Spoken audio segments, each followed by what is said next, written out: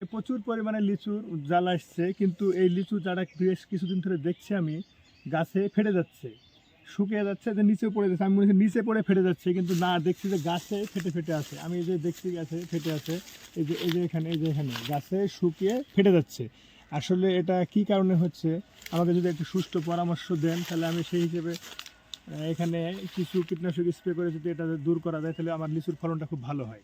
গুটিগুলো এই কচি অবস্থায় শুকিয়ে যাচ্ছে, ফেটে যাচ্ছে, তারপরে ঝরে পড়ছে। ঝরে। গুটি ঝরার যে কারণগুলো: পর্যাপ্ত পানির অভাব,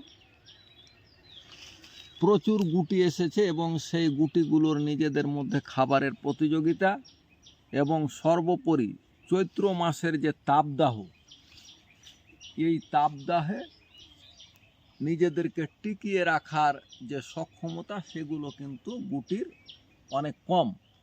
জিঙ্ক অত্যন্ত গুরুত্বপূর্ণ একটি পুষ্টি উপাদান।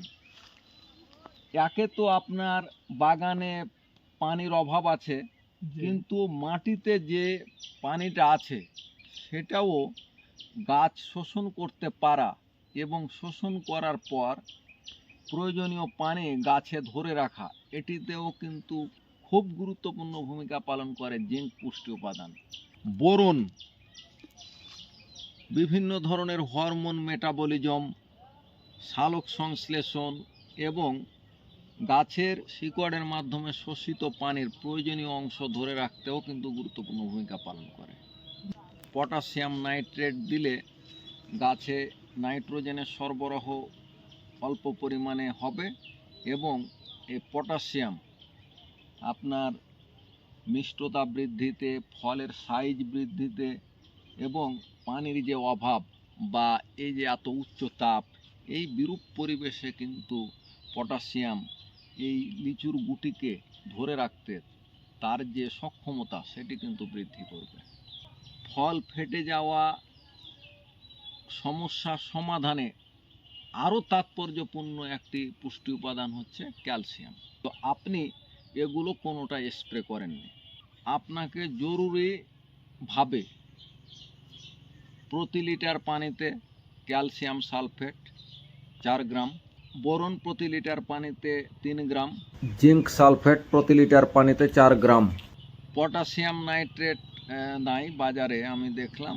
আপনারা ফাস্ট পটাশ বা কুইক পটাশ নামে যেগুলো পাওয়া যায়, প্রতি লিটার পানিতে 4 থেকে 5 গ্রাম, এবং জিব্রেলিক অ্যাসিড 20 ppm হারে আপনাকে স্প্রে করতে হবে 14 দিন পর পর। স্যার, আপনি যে পরামর্শ দিলেন, সেই পরামর্শ অনুসারে আমি সিনজেন্টার সলুবুর বোরন দিতে যাচ্ছি, হ্যাঁ, স্কোয়ারের ফার্স্ট পটাশ, আর এই যে সিলেটের জিঙ্ক ম্যাকডোনাল্ডের, আর হচ্ছে যে ইনতেফারের জাদা, এগুলো দিলে কি আমার ফাটা, মানে জিব্রেলিক অ্যাসিড, জিব্রেলিক অ্যাসিড, এগুলো গাছে স্প্রে করলে কি আমার লিচু এই যে ফাটা যাওয়া এবং পড়ে শুকিয়ে যাওয়া, এগুলো কি বন্ধ হবে স্যার?